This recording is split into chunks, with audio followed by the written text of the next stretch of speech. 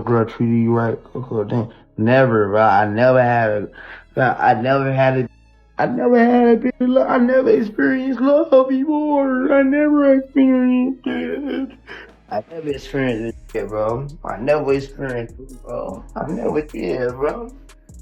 I never did, bro. I never experienced love, bro. I never did, bro. I never had it, bro. I never had it, bro. I never had it, bro. I never had it. As that was only one day before the mixtape's release. However, the bad quality of the mix— In case it slipped under your radar, Kodak Black just dropped a mixtape titled Zap Stars, but the reception has been far from stellar. Despite the hype that usually surrounds his releases, this project is already on track to be outstreamed by DDG's latest tape. That alone is a huge shift, considering Kodak's usual dominance in the streaming game. One brutally honest listener summed up the confusion many fans are feeling by commenting, "I can't even explain what I'm listening to right now. What has happened to this man?" And honestly, that question hits hard. Just a day before the mixtape's debut, Kodak gave fans a glimpse into his emotional state, admitting that he's never truly experienced love. That confession now feels oddly timed, especially when paired with the underwhelming quality of Zap Stars, which many believe was rushed to release. The production feels haphazard, and the tracks lack the focus and fire that once made Kodak a standout in the rap scene. But the music might not be his biggest concern at the moment. Behind the scenes, Kodak is dealing with a serious legal storm. According to records from the Broward County Clerk, his next court date, connected to felony drug trafficking and possession charges, was set during a status hearing on April 28th. And things are not looking optimistic. Inside the courtroom, chatter between prosecutors and legal officials reportedly suggested that this time, Kodak won't be getting another lifeline. The tone has shifted. It's no longer about delays or second chances. It's about sentencing, a courtroom source shared a chilling line from one of the legal conversations. It's time to face the music, but for how long? That question hangs heavy, especially considering the context. Let's rewind. Kodak was initially arrested on these charges months ago and has been out on bail while waiting for the trial. But here's where it gets even more concerning. This isn't his first run-in with the law over the exact same issue. In fact, just 2 years ago, he was hit with similar charges. And courts do not take kindly to repeat offenses, especially when the same criminal behavior keeps showing up on the docket. Adding to the complicated picture, back in February 2023, Kodak admitted to using lean, a codeine-based drink, but denied involvement with any other substances, all while pleading not guilty to weapons and drug possession charges. It's a tangled web of admissions, denials, and mounting legal pressure. So between the declining quality of his music, the emotional vulnerability he's shown, and the looming threat of a serious sentence, it's clear that Kodak Black is in a critical chapter of his life, personally, creatively, and legally. Whether he's able to turn things around or spiral deeper remains to be seen. I was on the and I was asleep in front of my family house, bro. That's it. I was on that drink, sleep in front of my people's house. But that ain't illegal. And that ain't illegal. So all that's just the process that it had to be in other mud shot. The process that even though like bogus is plastered all over the internet, then on top of that it's like, bro, like I'm Haitian. And then it's just like my era, bro, like now, like man, you got. Shortly after going live on Instagram, Kodak Black's Florida home was raided by federal agents, leading to his arrest. Following the incident, Kodak, real name Bill Capri, hired attorney Brian Cohen, who managed to get him into rehab instead of jail. The arrest was tied to a pretrial release violation after he allegedly failed a random drug test. However, during his court appearance, a technician suggested the samples might have been mixed up. Kodak insisted the results were wrong and offered to take a hair test to prove it, but later refused and chose to enter Legacy Rehabilitation Facility for 30 days instead. The situation is further complicated by the fact that Kodak is now facing the same charge he did back in 2023, making him a repeat offender, something that prosecutors are likely to use to push for a maximum sentence. They're expected to build a case around his recent behavior, starting with his troubling IG Live where he said he's just waiting to die.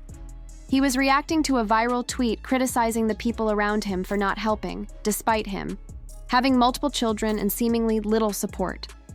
The clip painted a grim picture, one the prosecution might use to argue he's spiraling and in need of serious consequences.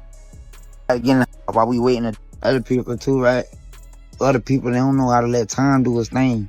Hey, bro, like let time do it, bro. Time is the best, what you call it, whether it's gonna heal or whatever it's gonna let time do it. You gotta be patient. Love is patient, love is kind. Like I'm saying, it makes absolutely zero sense, no sense at all to try to approach the situation with any type of aggression.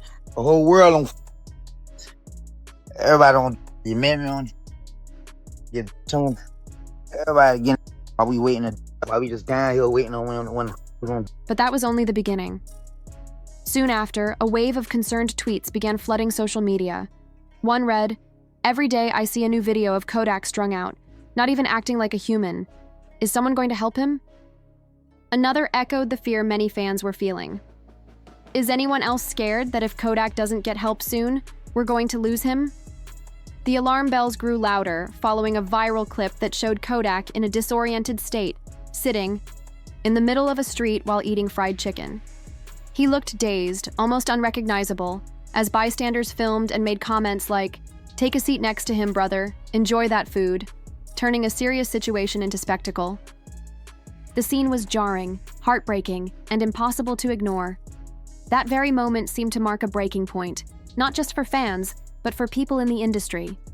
Even Kanye West, known for staying in his own world, stepped up and publicly expressed concern, urging others to step in and help Kodak before it's too late. Hey, so I thought Kodak was in Miami. I see he's in Atlanta. So I'm getting a flight down to Atlanta right now and do something. So anybody that's already down in Atlanta that knows him and knows anything about him, I know I said rappers and all that, but right now I need y'all, man, to really go and do something. We can't, I know y'all think I'm crashing out. Y'all, you see me talking, I'm expressing myself. And look, man, please don't, I know I said a lot, and just let me go down there and go help. But later that same night, things took a darker turn, solidifying concerns that Kodak Black desperately needs help.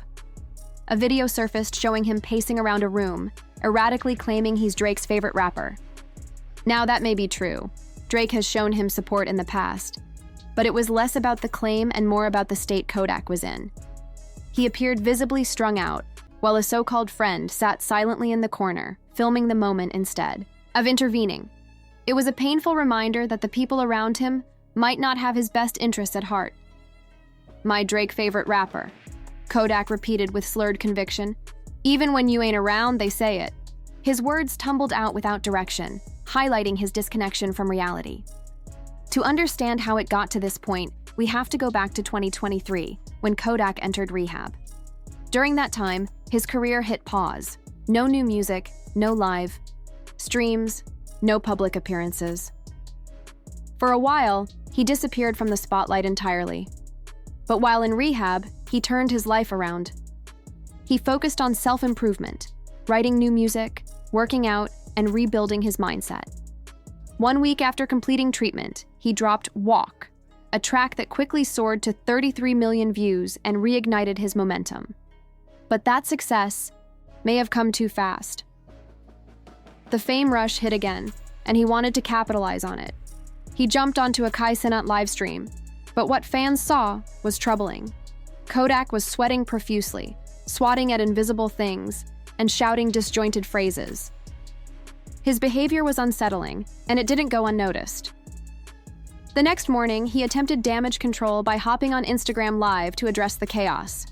His explanation was rambling and defensive, barely coherent.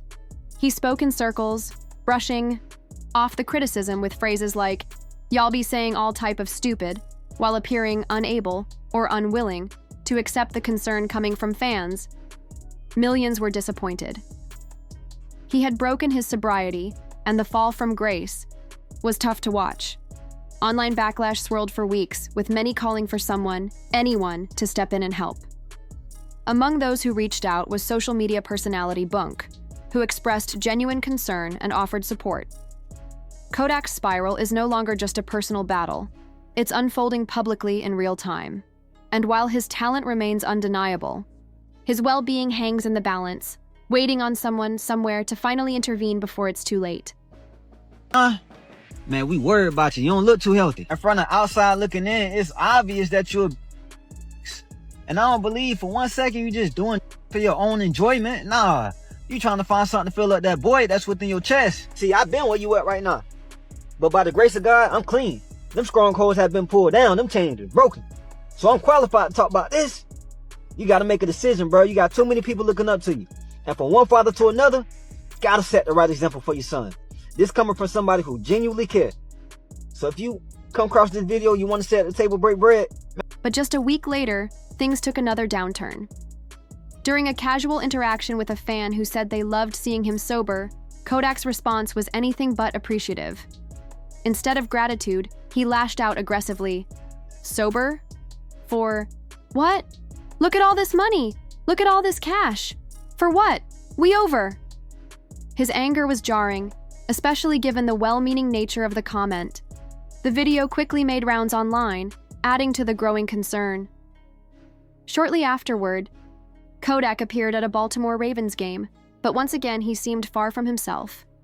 A video captured him stumbling through a brief interview while trying to show support for quarterback Lamar Jackson. When asked about Jackson, Kodak mumbled and stared blankly, barely stringing a sentence together. One fan tweeted, "NFL fans are worried for rapper Kodak Black as he appeared off while trying to show love to Lamar Jackson."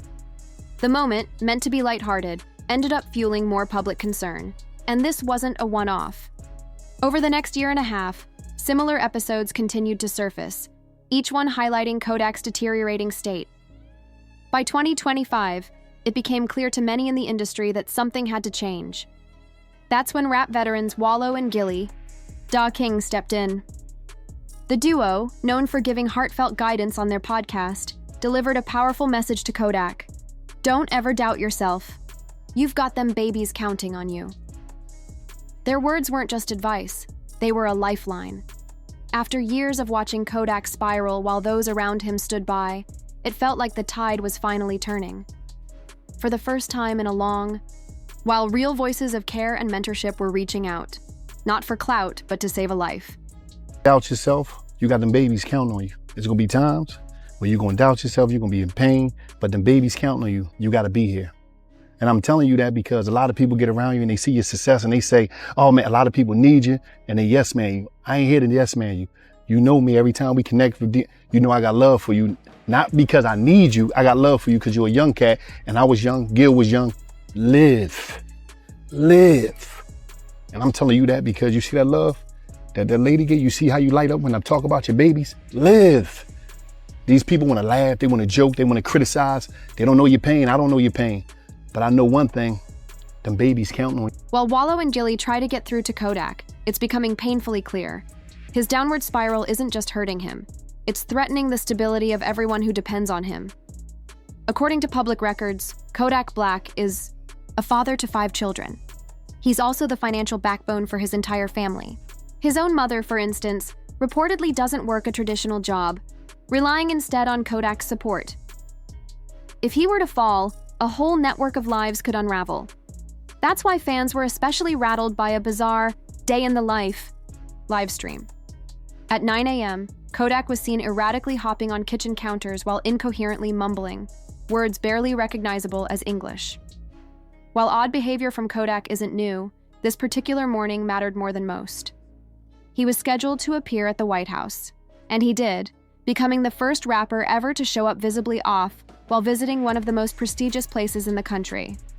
In that surreal moment, Kodak's rambling touched on topics like unity and wealth, saying things like, "What if everybody was rich? Who would take the trash out?" It was chaotic, but buried beneath the mess was the beginning of self-awareness. Maybe Kodak realized he'd gone too far. Later, he appeared on DJ Academic's podcast to publicly apologize. His words, though scattered, came from a place of vulnerability. I'm sorry to the people I hurt. I'm sorry to the ones who don't understand me. I'm sorry to my mama for making her cry. I'm sorry to the girls whose hearts I broke. There was remorse in his voice, whether for the damage he caused or the damage he's become. That same night, Kodak finally responded to Kanye West, who had shown him support in the midst of growing backlash. "Kanye's a real one," he said. "He's probably the only guy still sticking by Diddy. The feds are definitely coming for his accounts. Kanye did something real, and I want to collab with him to make something out of it." But here's the harsh reality. Every erratic livestream, every public meltdown, every regret-filled apology will likely end up as evidence in Kodak's upcoming trial. Prosecutors are expected to use all of it to argue that he's unstable and unsafe without serious intervention. The question facing the court won't just be about guilt, it'll be about what comes next. Is Kodak best served in a long-term rehab, where he might finally confront his demons? Or is it time for a harsher lesson behind bars? At this point, the outcome may determine not just his future, but the future of everyone counting on him.